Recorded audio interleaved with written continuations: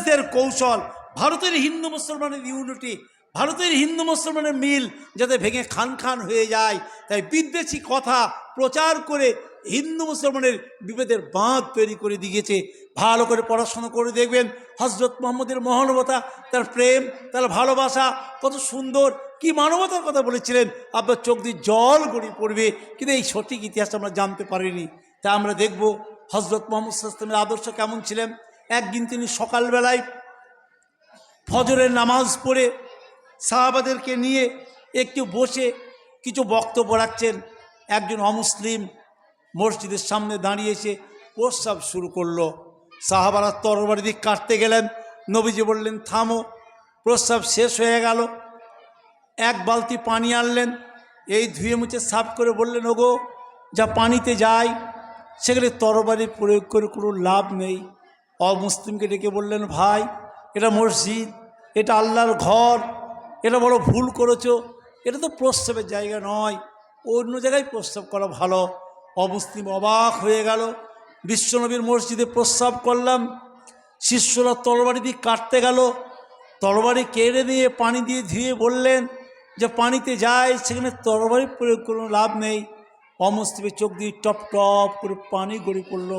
ছল ছল নয়নি গদ গদ বচনে নবী পদপ্রান্তে গড়িয়ে বললেন হে বিশ্বনবী, আমি ভেবেছিলাম আপনি আবদুল্লাহর বেটা, আপনি তরবারি দিয়ে তো আমাকে কাটতে পারতেন, কিন্তু পানি দিয়ে ধুয়ে আপনি হৃদয় কাটলেন, আপনি আমাকে কলমা পড়িয়ে দিন।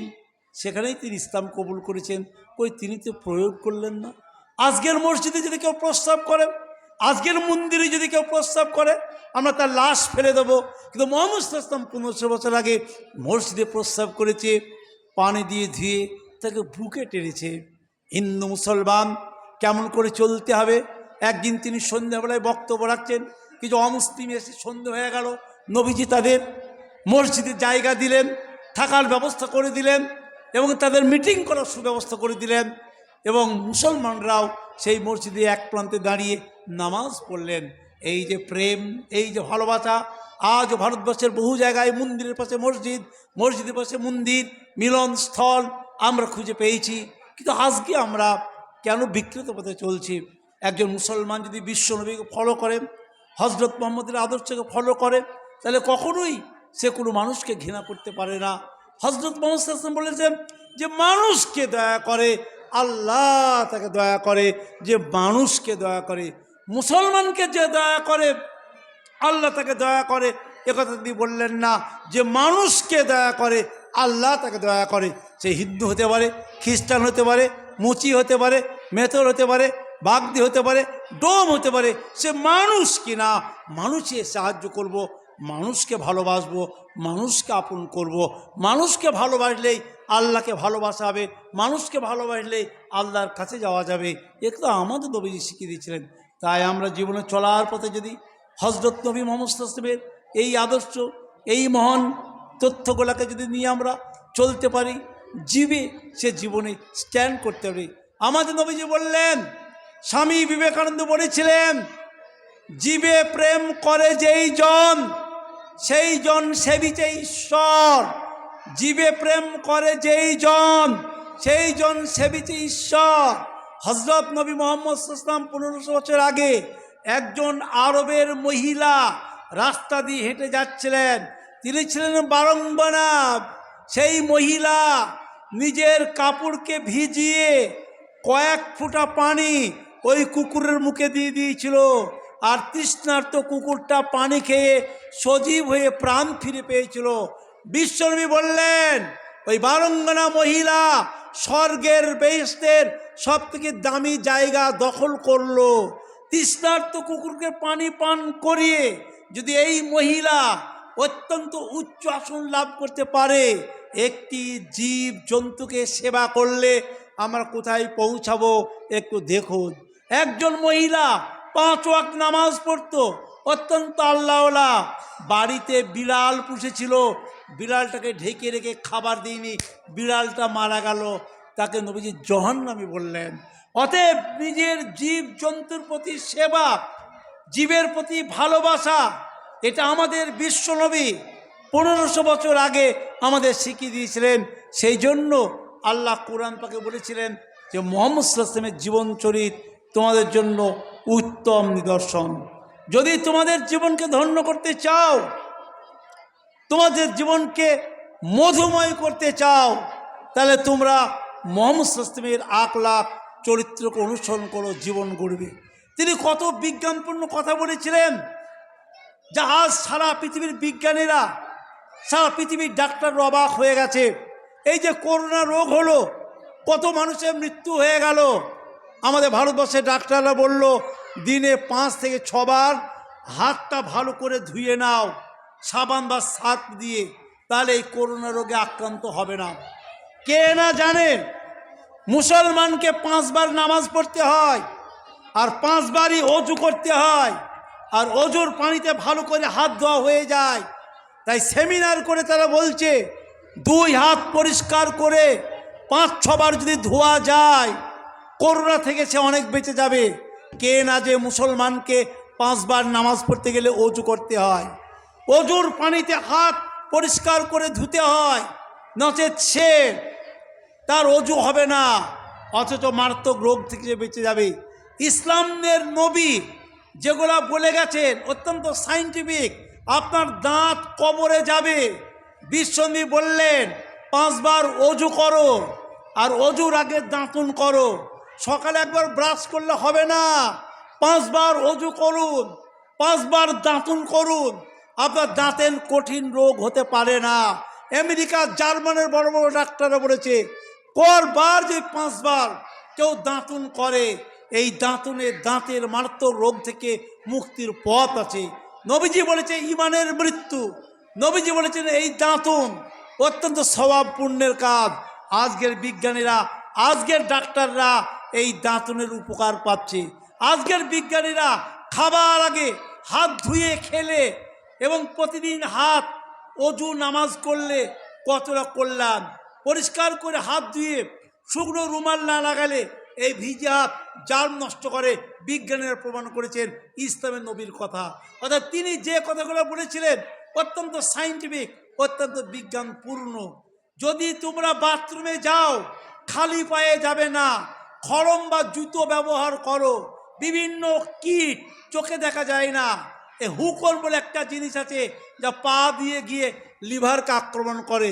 বিশ্বনবী বলেছিলেন তোমরা জুতো চপ্পল খড়ম ব্যবহার করো। এত বিজ্ঞানপূর্ণ কথা ইসলামের নবীর, এই সাইন্টিফিক কথাগুলা আজকে গোটা বিশ্বকে চমক লাগিয়ে দিয়েছেন। আমাদের নবী মুহাম্মদ সাল্লাল্লাহু আলাইহি ওয়াসাল্লাম 1500 বছর আগে যে কথাগুলো বলেছিলেন তা অত্যন্ত বিজ্ঞানপূর্ণ, অত্যন্ত সাইন্টিফিক। তাই আজ আমরা অনেকেই ঠাট্টা করি, বিদ্রোহ করি, এ দাড়ি রাখলি চাচা বলে। আজকে রবি ঠাকুরের দাড়ি, বিপিনচন্দ্রের দাড়ি, মাইকেলের দাড়ি, অরবিন্দের দাড়ি, পৃথিবীর যত গ্রেটম্যান সব দাড়ি। পৃথিবীর সেরা বিজ্ঞানী বলছে প্রত্যেক দিন দাড়ি কাটলে চোখের, গালের, ব্রেনের, দাঁতের মারাত্মক ক্ষতি। বিশ্বনবীর দাড়ি, এ দাড়ির মধ্যে সুন্নত আছে, এ দাড়ির মধ্যে বিরাট বিজ্ঞান আছে। অতএব ইসলামের নবীর প্রত্যেকটা কাজ খুব সাইন্টিফিক, খুব আধুনিক এবং বিজ্ঞানপূর্ণ। আমরা একটু চিন্তা, একটু ভাবনা, একটু মূল্যায়ন করলে এই আলোগুলো খুঁজে পাবো।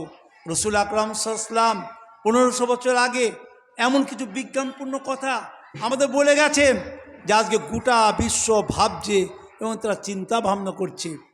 আমার নবী মুহাম্মদ সাল্লাল্লাহু আলাইহি ওয়াসাল্লাম 1500 আগে বলেছিলেন যদি তোমাদের বাড়িতে কুকুর থাকে, ওই কুকুর যদি কোনো থালা হাঁড়ি একবার জিভ দিয়ে চেটে দেয়, তাহলে তোমরা মাটি দিয়ে মেজে দাও, তারপরে কয়েকবার পানি দিয়ে ধুয়ে ফেলো। জার্মানের বিজ্ঞানীরা, রাশিয়ার বিজ্ঞানীরা, চীনের বিজ্ঞানীরা কুকুরের জিভ দিয়ে পাত্র চাটিয়ে পরীক্ষা করে দেখছেন সূক্ষ্ম জীবাণুই ভরপুর। সাবান দিয়ে, সার্ফ দিয়ে, কেমিক্যাল পাউডার দিয়ে এই জীবাণু পরিষ্কার করা সম্ভব হয়নি। বিশ্বনবী মুহাম্মদের মাটি একবার নয়, দুবার নয়, কয়েকবার লাগা, মাটি দিয়ে দেখলো গোটা পাত্র ঝকঝকে গিয়েছে। সারা পৃথিবীর বিখ্যাত বিজ্ঞানীরা, ডাক্তাররা লুই পাস্তের মতো পণ্ডিতরা মাটির উপরে গবেষণা করে কুকুরের বিষ নষ্ট করার ইঞ্জেকশন তৈরি করলেন।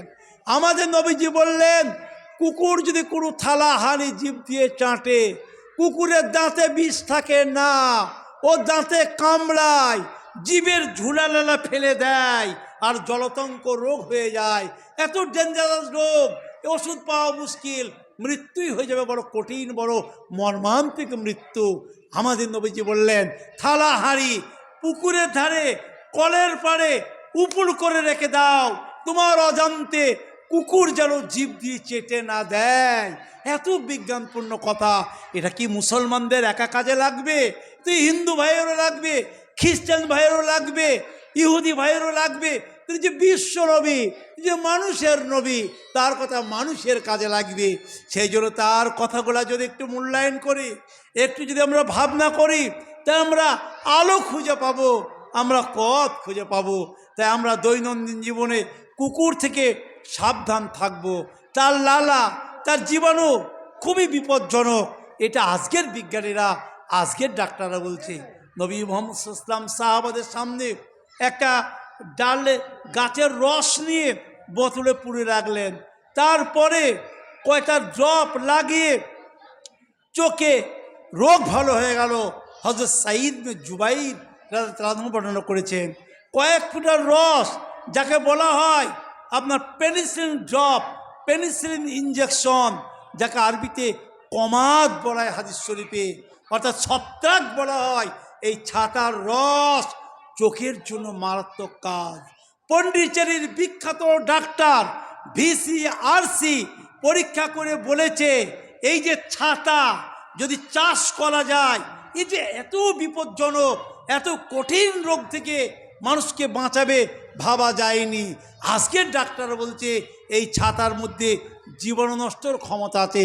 আর এই ছাতার মধ্যে জীবাণু নষ্টর কথা সাহাবাদের সামনে নবীজি ব্যাখ্যা করেছিলেন, যা মাদ্রাসায় পড়ানো হয়, হাদিস শরীফে পড়ানো হয়, বিজ্ঞানপূর্ণ কথা আলোচনা করা হয়।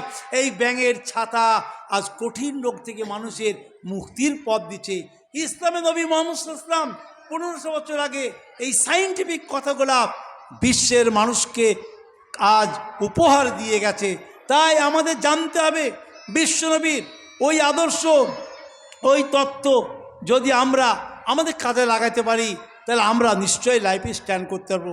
তাই ভাই গো, আমরা ভুল না করে পারস্পরিকভাবে আমরা চেষ্টা করব তার মূল্যায়ন করা। তোমরা কি চাও তোমাদের জীবনকে ধন্য করতে, তোমাদের জীবনকে মধুময় করতে? তবে মুহাম্মদ সাল্লাল্লাহু আলাইহি ওয়াসাল্লামের চরিত্র অনুসরণ করো। আমি একটা পরিবারে আনছি, একটু পরিবারে একটু দেখুন কিভাবে পরিবার আমরা অ্যাপ্লাই করব। নবীর উপর কোরআন নাজিল হলো, কোরআন ছিল আপনার প্র্যাকটিক্যাল, যা জিনিসটা আমল করে দেখানো যায়। আর নবীজির জীবন দর্শন কোরআনের তিনি ছিলেন ব্যাখ্যা। তাহলে একটু দেখি আমাদের পরিবারের জীবনে আমরা একটু কোরআনকে নিয়ে আসি। আমরা আমাদের বাড়িতে বাবা মা ভাই বোন সবাইকে নিয়ে বাস করি, লেখাপড়া শিখতে হবে, এ কথা আমি আপনাদের জানালাম। পরিষ্কার পরিচ্ছন্নই চলতে হবে, এটাও আমি আপনাদের বললাম। নবীজি একটা কথা গুরুত্ব দিলেন, যেটা সাংঘাতিক ইম্পর্টেন্ট ভাইটাল কথা, যে একটা জাতির জন্য কল্যাণকর। আজকে আমরা লেখাপড়া শিখছি, কিন্তু আমাদের বাড়িতে আছে আমাদের বাপ, আমাদের মা, আমাদের বয়স্ক লোক। খুব দুঃখ লাগে, আজকে মানুষ লেখাপড়া শিখছে, শেখার পরে কলকাতায় চলে যাচ্ছে, বহরমপুরে চলে যাচ্ছে, বিভিন্ন জায়গায় চলে যাচ্ছে, আর বাপ মায়ের খোঁজ নেয় না, আর মায়ের খোঁজ নেয় না। বড় বড় জায়গায় বুড়ি আশ্রম হয়েছে, বড় বড় জায়গায় বুড়ো আশ্রম হয়েছে, সেই বাপ মাকে বুড়ো আশ্রমে দিয়ে আসছে, আর বসে বসে কাঁদে। সামনে দুর্গা পুজো, যে ছেলেকে কষ্ট করে মানুষ করলাম, তাহলে বড় করলাম, আজকে বুড়ি আশ্রমে, আজকে বুড়ো আশ্রমে দিন কাটছে, একবার নাতির মুখ দেখতে পেলাম না। ঈদের দিনে বাড়ি যাওয়ার সুযোগ নেই, আজকে একটা বাড়িতে উৎসব যাওয়ার অধিকার নেই। আজ আমি মা, আজ আমি বাপ, আমি বুড়ি আশ্রমে, আমি বুড়ো আশ্রমে। কিন্তু আমাদের কোরআন 1400 বছর আগে বলেছে, আল্লাহ ছাড়া কারোর উপাসনা করো না। ওই বাক্যে আল্লাহ বলেছেন, তোদের বাপের সঙ্গে মায়ের সঙ্গে নরম নরম কথা বলো, যেন উ আহ এমন শব্দ যেন না করে। তোমাদের মায়ের পায়ের তলায় জান্নাত, তোমাদের মায়ের পায়ের তলায় জান্নাত। মাকে কাঁদিও না, বাবাকে কাঁদিও না, বরবাদ হয়ে যাবে। যে যত ধর্মপ্রাণ আল্লাহওয়ালা হবে তার বাপ মায়ের প্রতি সে তো ভক্তি শ্রদ্ধা করবে। আজ বাপ কাঁদে, মা কাঁদে, বসে বসে সন্তান আর খোঁজ নেয় না। বিভিন্ন শহরে বাস করেন। আজকে একজন গল্প করলেন, তিনি অধ্যাপক, 4টি ছেলে 4 জায়গায় আছে, একা বাড়িতে রয়েছেন, স্ত্রী মারা গেছে, অন্য লোক দিয়ে মাইনি করে রেখেছে, তার খোঁজ খবর আর ছেলে রাখে না। বড় দুর্ভাগ্য। কি লেখাপড়া আমরা শিখলাম, কি আমরা উচ্চ এডুকেশন নিলাম, যে নিজের বাবা মা তাদের প্রতি আর আমরা খবর রাখছি না। তাই একটু দেখি কোরআন শরীফের এই কথাগুলো আমরা একটু মূল্য করি। বিশ্বনবী বসে আছেন, একজন মহিলা গেলেন, নবীজি মাথার পাগড়ি পেরে তাকে বসতে বললেন। সাহাবার প্রশ্ন করলেন, ইনি কে? নবীজি কেঁদে কেঁদে বললেন, ইনি আমার মা, ইনি আমার মা। আমি মা হারা, আমি বাবা হারা। ইনার নাম হালিমা, ইনার স্তনে আমি লালিত পালিত হয়েছি, ইনি আমার মা। যে মা তাকে স্তন দিয়েছিল, যে মা তাকে দুধ পান করেছিল, সেই পালক মাকে মাথার পাগড়ি পেরে দিয়েছে। আমরা কি পারিনি আমার আপন মাকে একটু সম্মান করতে? আমরা কি পারিনি আপন বাবাকে সম্মান করতে? বাবা একবার নয় দুবার যদি প্রশ্ন করে, ওরে কি বলছে, বলে বুড়োর কাজ নেই, শুধু দুবেলা ঘ্যান ঘ্যান করে, এটা করতে যাবেন না। মাকে কাঁদাবেন না, বাবাকে কাঁদাবেন না। তাদের পায়ের তলা আপনার জান্নাত, তাদের দোয়া, তাদের আশীর্বাদ। আপনি তো জীবনে বড় হবেন। ঈশ্বরচন্দ্র বিদ্যাসাগর মায়ের ডাকে দামোদর নদী পেরিয়ে চলে গেছে। একজন বিখ্যাত বুজুর্গ, মা বলছে একটু পানি খাবো, পানির গ্লাসটা নিয়ে দাঁড়িয়ে দেখছে মা ঘুমিয়ে গেছে। সারা রাত দাঁড়িয়ে থাকলো। সকালবেলায় মা বলছে, আরে আমি পানি পান করবো, ঘুমিয়ে গিয়েছিলাম। বলো, মা আমি দাঁড়িয়ে আছি, এ কখন তুমি চাবে? তা আমি আর ঘুমাইনি। মা প্রাণ খুলে দেওয়া করলো। সে হলো বিশ্বের নাম করা অলি, শ্রেষ্ঠ একজন নাম করা বুজুর্গ হয়ে গেল মায়ের দোয়াই। ভাই গো, মায়ের দোয়াই মানুষ বড় হয়। মাকে কাঁদাবেন না, মাকে ব্যথা দেবেন না। যদি কোনো মা ভুল করে, একটু চুপ থেকে বাড়ি থেকে চলে যান, তাকে দুঃখ দেবেন না। ওর বেদনা খুব ডেঞ্জারাস। ওই মায়ের বরদোয়া আপনার লাইফ নষ্ট হয়ে যাবে। আমি জোড়হাত করে বলবো, আপনার মাকে কাঁদাবেন না, আপনার বাপকে কাঁদাবেন না। তাদের বহু ত্যাগ আছে, বহু কষ্ট করে আপনাকে মানুষ করেছে। তাই আমাদের কোরআন শিখিয়ে দিয়েছে যে বাপের সঙ্গে মায়ের সঙ্গে নরম নরম কথা বলো, যেন ও আহ এমন শব্দ না করে। এটা কোরআনের কথা। মুহাম্মদ সাল্লাল্লাহু আলাইহি ওয়াসাল্লাম আপন বাপকে পায়নি, আপন মাকে পায়নি, পালক বাপের সঙ্গে মায়ের সঙ্গে তিনি মধুর ব্যবহার করেছে। আমি সারা পশ্চিমবাংলা, বিহার, উড়িষ্যা, ঝাড়খণ্ড, ওপার বাংলা, গোটা পশ্চিমবাংলা 45 বছর বক্তৃতা করেছি। এখন একটু প্রোগ্রাম কমিয়েছি। আমি গিয়েছিলাম একটা জায়গায় জলসা করতে। সেখানে শুনলাম একজন ভদ্রলোক কি একটু জমি জায়গা নিয়ে গণ্ডগোল। তারপরে ছেলে এক মুনা তরবারি এনে বাপের কপালে ঝেড়ে দিল। এক কোপে বাপ 2-1 খান। মা ছুটে আসলো, মাকেও 1 কোপ। বাপ মা দুটি তার খুন হয়ে গেল। জায়গাটা মুর্শিদাবাদ জেলার পাটকিবাড়ি ঘাট। সেই লোক বাপ মাকে খুন করলো। তার ছেলে একটা বড় আলেম হয়েছে। আমি জিজ্ঞাসা করলাম যে, বললো ভাই আমি এই নিজের বাবা মাকে খুন করে ফেলেছি। কাতেল, কত বড় অপরাধ! বাপ মা দুটোকেই খুন করলো। এরা প্রায় কাগজ দেখছি আজকে বাপ মা কারণ অকারণে খুন হয়ে যাচ্ছে। আজকে আমাদের চোখের সামনে বাপ মা খুন হয়ে যাচ্ছে। একটা ছেলে আর 1 মাস পরে বাপ রিটায়ার্ড করবে। যে বাপ গরম মানেনি, যে বাপ শীত মানেনি, কত কষ্ট করে 2 টাকার জায়গায় লুকিয়ে 5 টাকা করে তাকে মাইনি তার টিফিন জোগাড় করেছে। বন্ধুবান্ধব বলেছে 1 মাস পরে তোর বাপের চাকরি চলে যাবে, বেকার হবে, MA পাস করেছি, ও বাবাকে খুন করে দে, তাহলে বাপের প্রস্তুতি চাকরি পেয়ে যাবে। বন্ধুদের পাল্লায় পড়ে বাবাকে খুন করে বাগানে মাটি দিয়ে দিল যে বাবার চাকরিটা আমি পেয়ে যাব। এরা কাবুচে বেরিয়েছিল। মানুষ আর কত নিচে নামতে পারে? পুলিশের জেরায় ধরা পড়ে গেল, বলে আমি আমার বাবাকে খুন করেছি।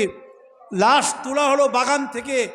তারপরে পোস্টমর্টম করা হলো, বাবাকে ছেলে খুন করেছে। ছেলের যাবজ্জীবন হয়ে গেল ফাঁসি হয়ে যাবে, বাবা চলে গেল। তাহলে যে বাপ এত কষ্ট করে মানুষ করলো দুনিয়ার জন্য, পয়সার জন্য, বাবাকে খুন করব, মাকে খুন করব, এই আমার সভ্যতা, এই আমার এডুকেশান, কোরআনে কথা বলে না। কোরআন বলে বাপের সঙ্গে মায়ের সঙ্গে নরম নরম কথা বলো। সে হিন্দু হোক, সে খ্রিস্টান হোক, সে জৈন হোক, সে বৌদ্ধ হোক, পিতামাতা তার মহাসম্পদ, তার সঙ্গে ভালো ব্যবহার করো। আমি আপনাদের বলে যাচ্ছি, আপনার মাকে কাঁদাবেন না, আপনার বাবাকে কাঁদাবেন না, ভালো ব্যবহার করুন।